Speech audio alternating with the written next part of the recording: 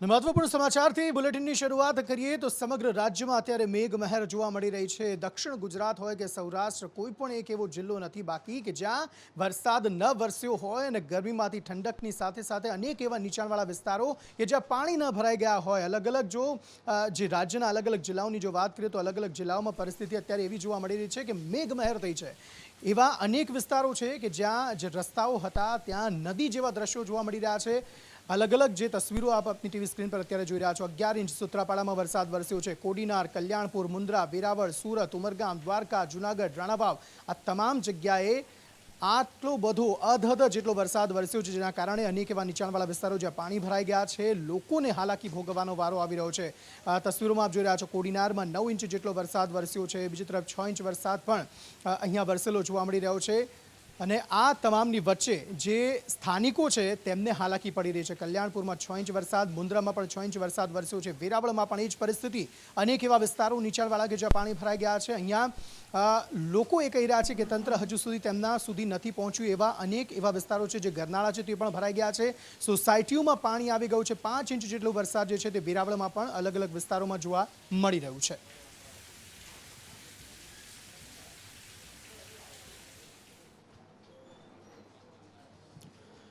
અને આ તમામની વચ્ચે વેરાવળના સૂત્રાપાડામાં સૌથી વધુ વરસાદ ખાબકેલો જોવા મળી રહ્યો છે। એક ગણતરી પ્રમાણે 11 ઇંચ જેટલો વરસાદ અહીંયા વિસ્તારમાં ખાબકેલો જોવા મળી રહ્યો છે, જેના કારણે અનેક એવા ઘરો કે જ્યાં પાણી ભરાઈ ગયા છે, લોકોની ઘરવખરીને નુકસાન થયું છે, દુકાનોમાં પાણી ઘૂસી ગયા છે, રસ્તાઓ નદી તળાવ બની ગયા છે। આ પ્રકારની પરિસ્થિતિ અત્યારે સૂત્રાપાડામાં જોવા મળી રહી છે। આ અંગે વધુ માહિતી મેળવીએ રહીમ લાખાણી પાસેથી। રહીમ,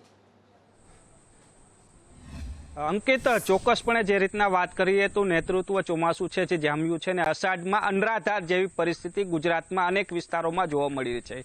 ગીર સોમનાથ જિલ્લામાં અત્યાર સુધીનો સૌથી વધુ વરસાદ છે તે નોંધાયો છે। છેલ્લા 24 કલાકની જો વાત કરવામાં આવે તો સૌથી વધુ વરસાદ છે તે સૂત્રાપાડામાં નોંધાયો છે। 11 ઇંચ જેટલો વરસાદ છે તે સૂત્રાપાડામાં નોંધાયો છે। કોડીનારની જો વાત કરું તો 9 ઇંચ જેટલો વરસાદ છે ને વેરાવળ છે ત્યાં 5 ઇંચ જેટલો વરસાદ છે તે નોંધાયો છે। ભારે વરસાદના કારણે વેરાવળ અને સૂત્રાપાડાના બે ગામો છે તે બેટમાં ફેરવાયા છે। રસ્તા ઉપર પણ પાણી ફરી વળ્યા હતા અને સાથે જે સંપર્ક વિહોણા ગામ હતા તેવી પણ પરિસ્થિતિ થઈ હતી। તો એક રસ્તો છે તે બંધ કરવો પડે તેવી પણ પરિસ્થિતિ સર્જાણી હતી। જે બીજી બાજુ જે રીતના વાત કરીએ તો જે સૂત્રાપાડા છે તેની જે નદીઓ વહેતા દ્રશ્યો સામે આવ્યા હતા। ખેતરોમાં પાણી ભરેલા છે, અનેક નીચાણવાળા વિસ્તારો છે ત્યાં પણ પાણી ભરાયેલા છે તે જોવા મળ્યા હતા। એટલે સૂત્રાપાડા પણ જે દરિયાકાંઠે આવેલું ગામ કહેવામાં આવે છે ત્યાં પણ ધોધમાર વરસાદના કારણે લોકો છે તેને મુશ્કેલીનો સામનો કરવો પડ્યો હતો। એટલે કહી શકાય કે જે રીતના સૂત્રાપાડા છે તેને તો સામનો કરવો, પરંતુ ડારી ગામ છે વેરાવળનું ત્યાં પણ આ ગામ આખું બેટમાં ફેરવાઈ આવ્યું હતું ને કહી શકાય આ ગામ છે તે પણ દરિયાકાંઠાનું કહેવામાં આવે છે। સાથે વેરાવળની જો વાત કરું તો વેરાવળમાં પણ ધોધમાર વરસાદ વરસ્યો હતો ને તેના જ કારણે વેરાવળના જે નીચાણવાળા વિસ્તારો છે ત્યાં પણ લોકોના ઘરમાં પાણી છે તે ઘૂસ્યા હતા। સાથે અનેક સોસાયટીઓ એવી છે કે જ્યાં પાણી ભરાવાના કારણે જે લોકો છે તેને મુશ્કેલીનો સામનો કરવો પડ્યો હતો। કોડીનારની જો વાત કરીએ તો કોડીનારમાં પણ ધોધમાર 9 ઇંચ જેટલો વરસાદ છે વરસ્યો છે ને તેના જ કારણે કોડીનારના રસ્તાઓ છે ત્યાં પણ પાણી ફરી વળ્યા હતા। તો સાથે જે કોડીનારના મધ્યથી જે નદી પસાર થઈ રહી છે તેમાં પણ નવા નીર આવ્યા હતા અને લોકો પણ અવરજવર ન કરવા માટેની તાકીદ પણ કરવામાં આવી। એટલે કહી શકાય કે ગીર સોમનાથ જિલ્લામાં આજે ધોધમાર વરસાદના કારણે અને બે ગામો છે તે બેટમાં ફેરવાયા હતા। તો અનેક વિસ્તારો એવા છે કે પાણી થયા હતા। અંકિત, જી રહીમ, આભાર સમગ્ર માહિતી આપવા માટે। અને સ્થિતિ અહીં એવી આવી ગઈ છે કે એક જગ્યાએથી બીજી જગ્યાએ અવરજવર કરવા માટે બોટનો સહારો લેવો પડી રહ્યો છે।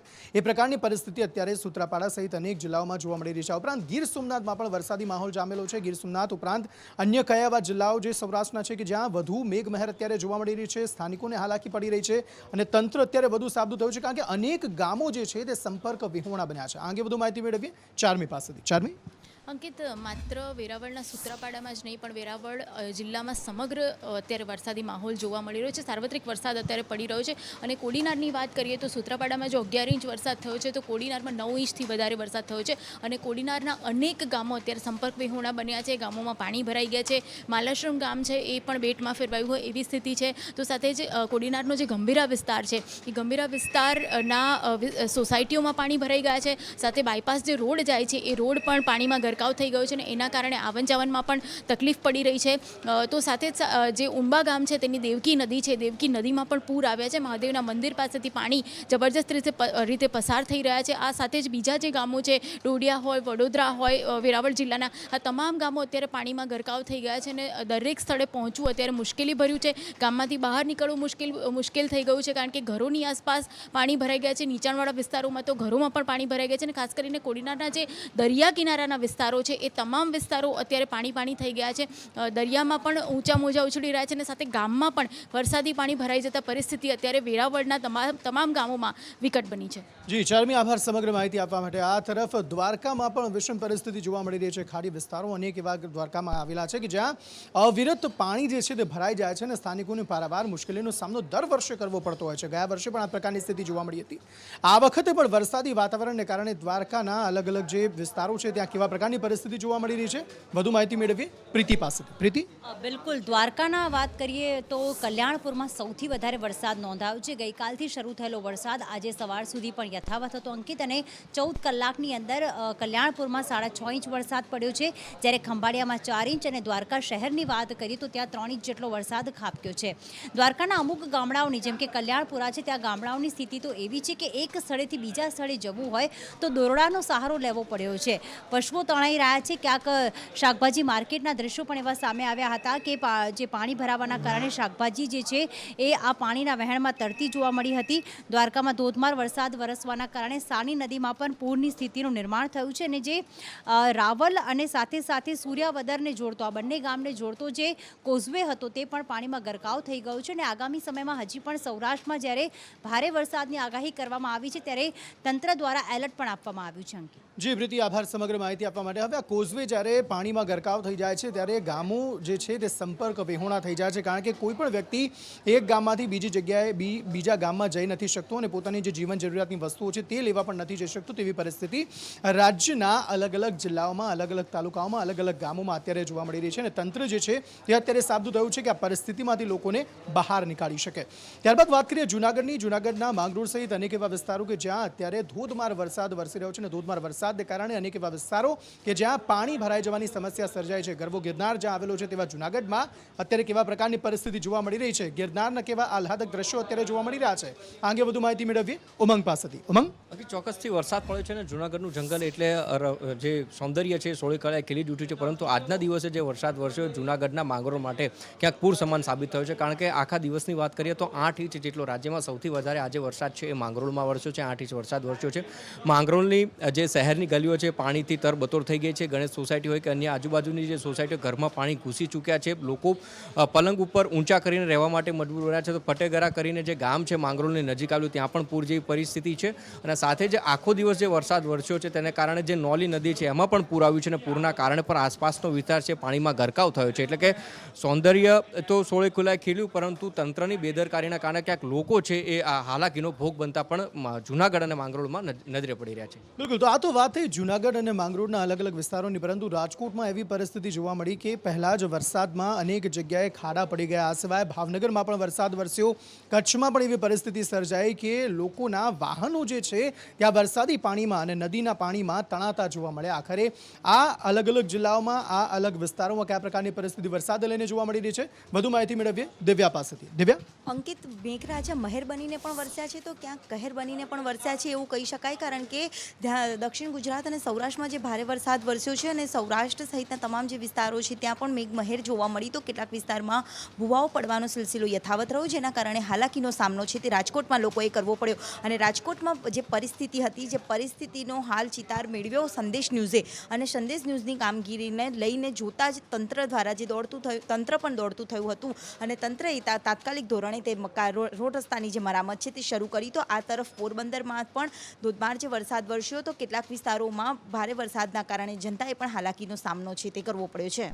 જી આભાર સમગ્ર માહિતી આપવા માટે. આ તરફ વાત દક્ષિણ ગુજરાતની કરીએ તો દક્ષિણ ગુજરાત પણ મેઘમહેર અત્યારે જોવા મળી રહ્યું છે. તેના પર પણ જે જળ તરબોળ સ્થિતિ જે છે અલગ અલગ વિસ્તારોની તે અત્યારે જોવા મળી રહી છે. તે નર્મદાની વાત કરીએ, સુરતની વાત કરીએ, તે પછી અન્ય અનેક વિસ્તારો કે જે દક્ષિણ ગુજરાતમાં જળ તરબોળ અત્યારે જોવા મળી રહ્યા છે. આખરે દક્ષિણ ગુજરાતમાં કેવા પ્રકારની પરિસ્થિતિ અત્યારે વરસાદને લઈને જોવા મળી રહી છે, આઝમ સાલે પાસેથી વધુ વિગતો મેળવીએ. આઝમ,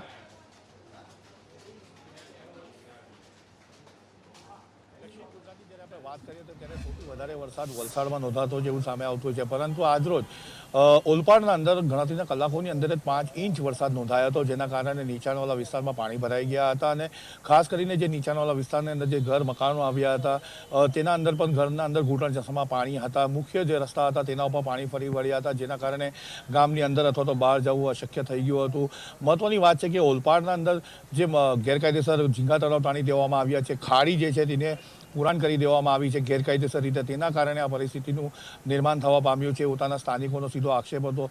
સુરત શહેરના છેવાડે આવેલા હજીરા ગામની પણ પરિસ્થિતિ કંઈ એવી જોવા મળી હતી, જ્યાં નીચાણવાળા વિસ્તારમાં પાણી ભરાઈ ગયું હતું, કારણ કે જે ખાનગી ઉદ્યોગ છે તેના દ્વારા જે નવું બાંધકામ તાણી દેવામાં આવ્યું છે તેના કારણે પાણીનો નિકાલ ન થતો હોવાથી ત્યાં પણ પાણી ભરાઈ ગયા હતા. અંદાજિત 25થી વધુ મકાનોના અંદર પાણી દેખાયા હતા. 100થી વધુ લોકો પ્રભાવિત થયા છે તેવું સ્પષ્ટ સ્થાનિકો જણાવી રહ્યા હતા, અને તંત્રની કોઈ મદદ પહોંચી ન હતી. ભરૂચના અંદર જોવા જાય તો ભરૂચના અંદર મોડી રાત્રે જે પડેલો વરસાદ હતો તેના કારણે ભરૂચના પણ અનેક નીચાણવાળા વિસ્તારમાં પાણી ભરાઈ ગયેલા દ્રશ્યો સામે આવ્યા હતા, અને પ્રી મોન્સૂનની જે કામગીરી છે તે સ્પષ્ટપણે ખુલીને સામે આવી હતી. તો છેલ્લે આપણે વાત કરીએ નર્મદા જિલ્લાના ડેડિયાપાડામાં અને સાગવારા જંગલમાં વિસ્તારમાં જે મેહુલના અનધર વરસાદ હતો તેના કારણે પણ ત્યાં પણ સ્થાનિક વિસ્તાર જે છે ત્યાં પણ પાણી ભરાયાના દ્રશ્યો જોવા મળ્યા હતા. પરંતુ આ તમામના વચ્ચે મહત્વની અને સારી વાત એ છે કે આ જે વરસાદ આવી રહ્યો છે તંત્રની ચૂકના કારણે સ્થાનિકો હેરાન પરેશાન થઈ રહ્યા છે, પરંતુ ખેડૂતોના અંદર ખુશી છે. જી આભાર સમગ્ર માહિતી આપવા માટે. આ વાત થઈ દક્ષિણ ગુજરાતની. હવે વાત ઉત્તર ગુજરાતના અનેક જિલ્લાઓની કરી લઈએ તો ઉત્તર ગુજરાતમાં પણ અવિરત વરસાદ છેલ્લા કેટલાક દિવસોથી વરસી રહ્યો છે, જેના કારણે ધરતીપુત્રો ખુશ થયા છે. સ્થાનિકોમાં પણ એક પ્રકારની ખુશી જોવા મળી રહી છે, કારણ કે ગરમીમાંથી રાહત મળી છે. આખરે કેટલો વરસાદ, કેટલા ઇંચ વરસાદ અહીં ઉત્તર ગુજરાતના અલગ અલગ જિલ્લાઓમાં જોવા મળી રહ્યો છે, આ અંગે વધુ માહિતી મેળવીએ જિગ્નેશ પટેલ પાસેથી. જિગ્નેશ, અંકિત, વાત કરવામાં આવે સાબરકાંઠા અને બનાસકાંઠાની તો થોડા સમય પહેલાં જ સરકારે ત્યાં પાણીની અછત હોવાનું ઓન રેકોર્ડ સ્વીકાર્યું હતું, પરંતુ જ્યારથી વરસાદ શરૂ થયો છે ત્યારથી ત્યાંના ધરતીપુત્રો ખેડૂતોમાં ખુશીની લહેર જોવા મળી રહી છે, કારણ કે 2 દિવસથી અવિરત વરસાદ વરસી રહ્યો છે. અને આ જ કારણે વાત કરવામાં આવે હિંમતનગરની હાથમતી નદી, તો તે નદી બંને કાંઠે વહેતી થઈ છે, અને હાથમતી જળાશયોની અંદર 300 ક્યુસેક પાણીની આવક થઈ છે. બીજી તરફ ખેડબ્રહ્માના જે હરણાવ જળાશય છે તેના અંદર 200 ક્યુસેક પાણીની આવક થઈ છે. અરવલ્લીના મેઘરજમાં ગઈકાલથી આજ સુધીમાં 3 ઇંચ જેટલો વરસાદ પડ્યો છે, અને તેના જ કારણે માજુમ નદીમાં પણ નવા નીર આવ્યા છે, અને નદીમાં પાણીની આવકની સાથે જ જે ખેડૂતો છે તે ખુશ થતા હોય તેવું નજરે આવી રહ્યું છે. બીજી તરફ જોવા જઈએ સાબરકાંઠાની અંદર, તો સાબરકાંઠાની આસપાસ જ્યારે વરસાદ શરૂ થયો ત્યારે લોકો પાસે સામે કેટલીક મુશ્કેલી પણ આવી, અને તે મુશ્કેલી હતી કે ક્યાંક રોડ ધોવાઈ ગયા, તો ક્યાંક જે વાહન ચાલકો હતા તે ખાડામાં ગરકાવ થઈ ગયા. આવા અલગ અલગ 3 બનાવો સામે આવ્યા છે, કે જેમાં ભોલેશ્વર કોઝવે પરથી એક યુવક હતો તે જે બાઇક લઈને પસાર થતો હતો અને તે પાણીમાં તણાઈ ગયો હતો, અને લોકોએ તેને બચાવ્યો હતો. બીજો જ એક બનાવ બન્યો હતો મોતીપુરા સર્કલ પાસે, કે જ્યાં ખોદાયેલા ખાડામાં એક યુવક પડ્યો હતો જેને સ્થાનિકોએ બહાર કાઢ્યો. તો બીજી તરફ સાબરકાંઠાની અંદર જે જાંબુડીથી જે કુંભ જતો રસ્તો છે ત્યાં જે નવો બનાવેલો રોડ હતો તે સદંતર ધોવાઈ ગયો છે, અને હવે ત્યાં મુશ્કેલીની સ્થિતિ એવી છે કે લોકોને ત્યાંથી પસાર થવું હોય તો જીવના જોખમે પસાર થવું પડી રહ્યું છે. એટલે કે ક્યાંક વરસાદ ખેડૂતો માટે ખુશી, તો બીજી તરફ જે મુશ્કેલી છે તે પણ લઈને આવ્યું હોય તેવું જોવા મળી રહ્યું છે. જી જિગ્નેશ, આભાર સમગ્ર માહિતી આપવા માટે. ઉત્તર ગુજરાતની પરિસ્થિતિ જાણી લીધી, ત્યારબાદ હવે પોરબંદરની વાત કરીએ. આમ તો વરસાદી વાતાવરણ હોય છે ત્યારે માછીમારો અથવા તો જે કાર્ગો શિપ હોય છે તેમને દરિયામાં ન જવા માટેની સૂચના આપવામાં આવતી હોય છે, પરંતુ પોરબંદરમાં એવા દ્રશ્યો જોવા મળ્યા જે આ કાર્ગો શિપ જે છે તે દરિયામાં ફસાયું હતું, અને ત્યાં કોસ્ટગાર્ડ દ્વારા દિલધડક રેસ્ક્યુ ઓપરેશન કરવામાં આવ્યું. તોફાની સમુદ્રની વચ્ચે, તોફાની સમુદ્ર એટલા માટે કારણ કે વરસાદી વાતાવરણ છે ને, દરિયામાં કરંટ જોવા મળતો હોય છે, ને તેના કારણે ત્યાં કોસ્ટગાર્ડ દ્વારા દિલધડક રેસ્ક્યુ કરવામાં આવ્યું છે. આખરે કઈ રીતે આ રેસ્ક્યુ ઓપરેશન જે છે તે હાથ ધરવામાં આવ્યું હતું, કેટલા ક્રૂ મેમ્બર્સ જે છે તે કાર્ગો શિપના બચાવી લેવામાં આવ્યા છે, આગે વધુ માહિતી મેળવીએ દેવાંગ પાસેથી. દેવાંગ, અંકિત, સામાન્ય રીતે વરસાદ જ્યારે આવતો હોય છે ને વરસાદ જેવું વાતાવરણ, ત્યારે દરિયા કિનારા પર તમામ લોકોને જવા માટે પ્રતિબંધ મૂકવામાં આવતો, સાથે જ માછીમારોને પણ માછીમારી કરવા માટે પણ પ્રતિબંધ મૂકવામાં આવતો છે. પરંતુ પોરબંદર દરિયાની જો વાત કરીએ તો પોરબંદર દરિયાની અંદર એક શિપ જે છે ફસાયું હતું, તેની અંદર 22 ક્રૂ મેમ્બર જે ફસાયા હતા, તે લોકોનું રેસ્ક્યુ પોરબંદર કોસ્ટગાર્ડ દ્વારા કરવામાં આવ્યું હતું. દિલધડક રેસ્ક્યુ આ કહી શકાય, કારણ કે જે તોફાની દરિયો હતો ને તોફાની દરિયાની વચ્ચે જઈને અને આ રેસ્ક્યુ હાથ ધરવામાં આવ્યું હતું. કોસ્ટગાર્ડ દ્વારા મહત્વની વાત છે કે કોસ્ટગાર્ડ દ્વારા જે છે એ એરક્રાફ્ટ શિપ અને AHL દ્વારા આ ઓપરેશન હાથ ધરવામાં આવ્યું હતું, અને જે 22 ક્રૂ મેમ્બર ફસાયા હતા તે તમામ 22 ક્રૂ મેમ્બરને સહી સલામત રીતે રેસ્ક્યુ કરવામાં આવે છે, અને તમામ લોકોને જે છે એ પોરબંદર લઈ જવામાં આવી રહ્યા છે. જી દેવાંગ, આભાર સમગ્ર માહિતી આપવા માટે. તો કાર્ગો શિપ જે છે તે અહીં દરિયા વચ્ચે ફસાયું હતું, અને કોસ્ટગાર્ડ દ્વારા દિલધડક રેસ્ક્યુ ઓપરેશન જે છે તે હાથ ધરવામાં આવ્યું હતું, અને ત્યારબાદ જે 22 જેટલા ક્રૂ મેમ્બર છે તેમને બચાવી લેવામાં આવ્યા હતા.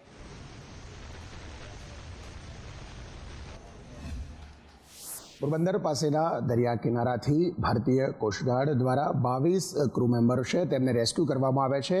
કોસ્ટગાર્ડના આઈજી સાહેબ છે, એમની સાથે સીધા વાત કરીશું। હરબુલાજી છે सर, कब इन्फॉर्मेशन मिली है, बेसिकली कंडीशन क्या थी कि कोस्ट गार्ड को बुलाना पड़ा? अच्छा, कंडीशन ये थी कि जो शिप एमवी ग्लोबल किंग था वो यूएई से कारवार की तरफ जा रहा था, और जैसा कि अगर आप इसमें देखेंगे इस डायरेक्शन में करीब 190 किलोमीटर अप्रॉक्सीमेटली फ्रॉम पोरबंदर ये जहाज जब जा रहा था तो उसमें फ्लडिंग हो गई। और फ्लडिंग के बाद इन लोगों ने मे डे बनाया है, इन्फॉर्मेशन दी है हमारे maritime rescue coordination centre Mumbai को, जो कि कोस्ट गार्ड का ही एक वो है ऑर्गेनाइजेशन। तो हमें खबर मिली, हमने जैसे ही खबर मिली इमीडिएटली वेदर को देखते हुए हमने अपना डॉर्नियर एयरक्राफ्ट जो है पोरबंदर अपने एयरबेस से हमने 2 डॉर्नियर एयरक्राफ्ट भेजे ताकि उस पर नज़र रखें कि भी जहाज को क्या हो रहा है। जब हमने देखा कि जहाज काफ़ी टिल्ट हो गया है और डूबने की स्थिति में है, जब रेडियो संपर्क इन लोगों से किया तो हमने लाइफ राफ्ट फेंकवा दिया ताकि ये आदमी उतर के एटलीस्ट लाइफ राफ्ट में चले जाएं। इन द मीन टाइम उन्होंने ही अपना लाइफ राफ्ट भी लोअर किया और हमने भी डाल दिया था, तो एटलीस्ट वहाँ पे सेफ हो गए। उसके बाद हमने, बिकॉज डॉर्नियर एयरक्राफ्ट जो फिशविंग एयरक्राफ्ट है वो आदमी को उठा नहीं सकता है समंदर से, तो हमने ALH जो जिसकी स्क्वाड्रन पोरबंदर में हमारे डीजी साहब ने अपनी 1 वीक पहले ही कमीशन करी है, उनको भी भेजा।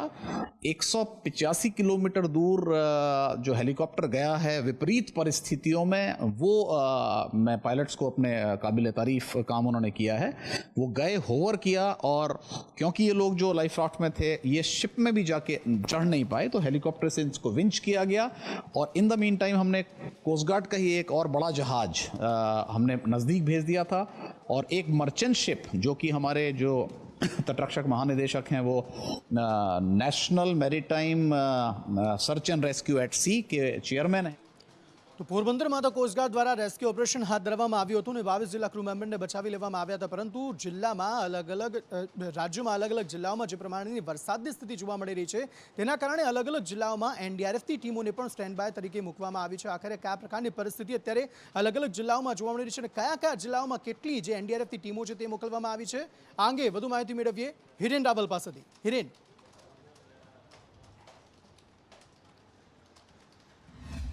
સમગ્ર રાજ્યનું વહીવટીતંત્ર અત્યારે હાલ એલર્ટ મોડ પર મૂકવામાં આવ્યું છે, કારણ કે રાજ્યમાં છેલ્લા 2 દિવસથી જે પ્રકારે વરસાદ વરસી રહ્યો છે અને સાથે આગામી 4 દિવસ એટલે કે 10 જુલાઈ સુધી રાજ્યના સૌરાષ્ટ્ર, કચ્છ અને દક્ષિણ ગુજરાતના કેટલાક જિલ્લાઓની અંદર ભારેથી અતિભારે વરસાદની આગાહી છે। અને આગાહીના પગલે મુખ્યમંત્રી નિવાસસ્થાને થોડા સમય પહેલાં જ એક ઉચ્ચસ્તરીય બેઠક છે તે પણ પૂર્ણ થઈ છે। રાજ્યનું વહીવટીતંત્ર સાથે કેન્દ્રીય એજન્સીઓને પણ સતર્ક રહેવા માટે સૂચના આપવામાં આવી છે। NDRFની ગુજરાતની અંદર અલગ અલગ 15 જેટલી ટીમો છે, એ 15 ટીમો પૈકી 9 ટીમોને અલગ અલગ જિલ્લાઓમાં અત્યારથી જ ડિપ્લોય કરી દેવામાં આવી છે। 2 દિવસ પહેલાં જ અમુક ટીમો મોકલી દેવામાં આવી છે। આજે વહેલી સવારે કચ્છની અંદર પણ એક NDRFની ટીમ મોકલવામાં આવી છે। રાજકોટની અંદર 2 ટીમ સ્ટેન્ડ બાય રાખવામાં આવી છે, જરૂર પડે તો તેનો સૌરાષ્ટ્રના અન્ય જિલ્લાઓની અંદર પણ ઉપયોગ કરી શકાય। તો ગીર સોમનાથ અને ભાવનગર ખાતે પણ એક ટીમ છે, સુરતની અંદર 2 ટીમ છે, ગાંધીનગર હેડક્વાર્ટરમાં 2 ટીમ છે, નવસારી અને વલસાડની અંદર એક ટીમ છે, તે પણ NDRFની સ્ટેન્ડ બાય મોડ પર રાખવામાં આવી છે। અત્યાર સુધી માત્ર આણંદ અને બોરસદમાં જે ઘટનાક્રમ હતો એ સિવાય NDRFની સીધી રીતે જરૂરિયાત નથી પડી, પરંતુ તાત્કાલિક જરૂર પડે તો તેનો ઉપયોગ કરી શકાય એટલા માટે આ NDRFની ટીમો મોકલી દેવામાં આવી છે। બીજી તરફ કોસ્ટગાર્ડ અને વાયુસેનાને પણ જરૂરિયાત હોય તો તેને એલર્ટ ઉપર મૂકવામાં આવ્યા છે। દરિયાઈ વિસ્તારોની અંદર જરૂરિયાત હોય તો એનો ઉપયોગ કરી શકાય। SDRFની ટીમો પણ ખડકી દેવામાં આવી છે। જિલ્લા કલેક્ટરોને જ્યાં પણ જરૂરિયાત પડે ત્યાં સ્થળાંતર કરવા માટેની સૂચના અત્યારથી જ આપી દેવાઈ છે। જી હિરેન, આભાર સમગ્ર માહિતી આપવા માટે। તો NDRFની ટીમો અલગ અલગ જિલ્લાઓમાં ડિપ્લોય કરી દેવામાં આવી છે। તેવામાં આગામી સમયમાં રાજ્યમાં હજુ પણ વધુ વરસાદ, અતિ ભારે વરસાદની શક્યતા હવામાન વિભાગ દ્વારા વ્યક્ત કરવામાં આવી છે। આખરે કયા કયા જિલ્લાઓમાં કેટલો વરસાદ આગામી સમયમાં વરસી શકે છે, આ અંગે વધુ માહિતી મેળવીએ આયુષી પાસેથી। આયુષી,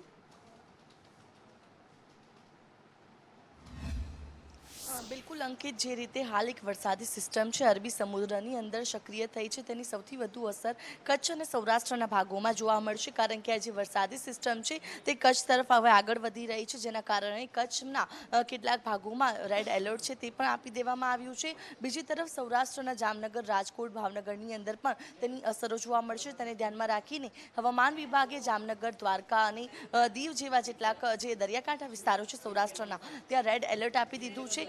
જે રીતે આ વરસાદી સિસ્ટમ સક્રિય થઈ છે તેનાથી આગામી 5 દિવસ માટે સાર્વત્રિક મેઘમહેર રહેવાની છે.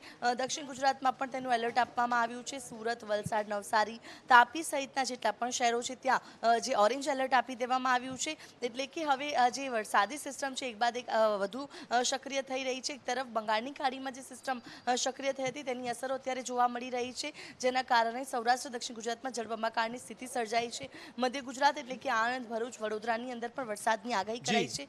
અત્યાર સુધી અમદાવાદ, ગાંધીનગરમાં વરસાદ નહોતો નોંધાયો, પરંતુ આ સિસ્ટમ જે છે તેના કારણે અમદાવાદ અને ગાંધીનગરમાં પણ છૂટોછવાયો વરસાદ પડી શકે છે. જી આભાર સમગ્ર માહિતી આપવા માટે. આ તરફ રાજ્ય બાદ હવે દેશની વાત કરીએ તો દેશમાં પણ અત્યારે મેઘાવી માહોલ જોવા મળી રહ્યો છે. આખરે દેશના કયા રાજ્યમાં કેવી પરિસ્થિતિ વરસાદને લઈને જોવા મળી રહી છે, કિન્નરી પાસેથી વધુ વિગતો મેળવીએ. કિન્નરી. બિલકુલ અંકિત, સમગ્ર દેશની અંદર મોટા ભાગના જે રાજ્યો છે તેમાં હવે ચોમાસાની સિઝન જાણે જામી હોય તેવા પ્રકારના દ્રશ્યો જોવા મળી રહ્યા છે. દિલ્હી હોય, રાજસ્થાન હોય, ઉત્તરાખંડ હોય, આ તમામ રાજ્યો ઉપરાંત આસામની અંદર જે પ્રમાણે વરસાદ વરસી રહ્યો છે, જે પરિસ્થિતિ જોવા મળી રહી છે. દિલ્હીની અંદર ભારે વરસાદની આગાહી કરવામાં આવી છે. ઉપરાંત જો વાત કરવામાં આવે આસામની અંદર પૂરની પરિસ્થિતિ જોવા મળી રહી છે. ઓરિસ્સા ઉપર જે લો પ્રેશર સિસ્ટમ સર્જાઈ છે તેના કારણે થઈને આ વરસાદ વરસી રહ્યો છે, વરસાદી માહોલ સર્જાયો છે. તો કર્ણાટકમાં પણ ભારે વરસાદને કારણે તેને પૂરની પરિસ્થિતિ અત્યારે જોવા મળી રહી છે. મહારાષ્ટ્રના મુંબઈમાં પણ વરસાદની સ્થિતિ અત્યારે જોવા મળી રહી છે. ઘણી જગ્યાઓ પર પાણીનો ભરાવો થઈ ગયો છે અને ગઈકાલની જે પ્રમાણે વાત કરવામાં આવે તો ઊંચા મોજા પણ ઉછળ્યા હતા. હાઈટાઈડની પણ ચેતવણી જે આપવામાં આવી છે. ઉપરાંત વાત કરવામાં આવે મુંબઈની અંદર છેલ્લા 24 કલાકની અંદર મુશળધાર વરસાદ વરસ્યો છે, જેને કારણે થઈને જનજીવનને પણ અસર થઈ છે. જી આભાર સમગ્ર માહિતી આપવા માટે. આ તરફ રાજનીતિના થોડા સમાચારની વાત કરી લઈએ તો મુખ્તાર અબ્બાસ નકવી, કેન્દ્રીય મંત્રી, જેમણે પોતાના પદ પરથી રાજીનામું આપી દીધું છે. નરેન્દ્ર મોદી પ્રધાનમંત્રી છે, તેમની સાથે તેમણે મુલાકાત કરી છે. આખરે શા માટે આ રાજીનામું આપી દીધું છે, તેની શું અત્યારે વિગતો સામે આવી રહી છે, આ અંગે વધુ માહિતી મેળવીએ મહેશ જાની પાસેથી. મહેશ.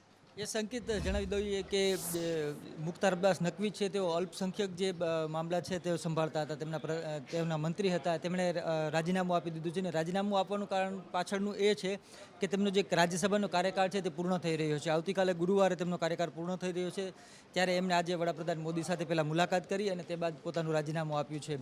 આ ઉપરાંત અન્ય એક પણ રાજ્યસભાના એનડીએના ઘટક દળ, જે એનડીએનું ઘટક દળ છે તેના રાજ્યસભાના સાંસદ છે જેડીયુના આરપી સિંહ, તેમની પણ કાર્યકાળ આવતીકાલે પૂર્ણ થઈ રહ્યો છે. એટલે આ બંને જે સાંસદો છે તેમનો કાર્યકાળ પૂરો થઈ રહ્યો હતો, જેમાંથી એક જે મુખ્તાર અબ્બાસ નકવી છે તેમણે પોતાના જે મંત્રીપદ છે તેનાથી રાજીનામું આપ્યું છે. એવું પણ માનવામાં આવી રહ્યું છે કે પાર્ટી તેમને કોઈ મોટી જવાબદારી આપે એવા પણ કયાસ લગાવવામાં આવી રહ્યા છે કે કદાચ ઉપરાષ્ટ્રપતિ પદ માટેનું જે પદ છે તેમના માટે પણ તેમનું ભાજપ નામ ઘોષણા કરી શકે છે. સમાચાર તરફ આગળ વાત કરીએ તો મોંઘવારીનો માર સહન કરતી જનતા પર વધુ એક ઝટકો પડ્યો છે અને તે ઝટકો સીએનજીના ભાવમાં વધારા સ્વરૂપે અને એલપીજી ગેસના ભાવ વધારા સ્વરૂપે પડ્યો છે. એલપીજી ગેસના ભાવમાં 50 રૂપિયાનો વધારો નોંધાયો છે, જ્યારે સીએનજી ગેસ જે અદાની ગેસ છે તેમણે 1.31 રૂપિયા જે ગેસ છે પ્રતિ કિલો તેમાં વધારો કરી દીધો છે. એટલે કે કોમર્શિયલ એલપીજી ગેસ જે છે તેમાં પણ ભાવ વધારો કરાયો છે. આ ઉપરાંત જે રેસિડેન્શિયલ ગેસ જે છે તેમાં પણ ભાવ વધારો કરવામાં આવ્યો છે. મોંઘવારી સહન કરતી જનતા પર વધુ એક ઝટકો આ રીતે પડ્યો છે અને તમામ જે મોરચે અત્યારે જે જનતા જે છે તે પીસાઈ રહી છે, કારણ કે મોંઘવારી સતત વધી રહી છે ને તેના કારણે આ જે ભાવ વધારો છે તે અસહ્ય હવે જનતાને લાગી રહ્યો છે અને તેવામાં આ ભાવ વધારાથી જનતા વધુને વધુ હેરાન થતી અત્યારે જોવા મળી રહી છે. અને આ સાથે વોર રૂમ બુલેટિનમાં અત્યારે બસ આટલું જ. વધુ સમાચારો માટે આપ જોતા રહો સંદેશ ન્યૂઝ. નમસ્કાર.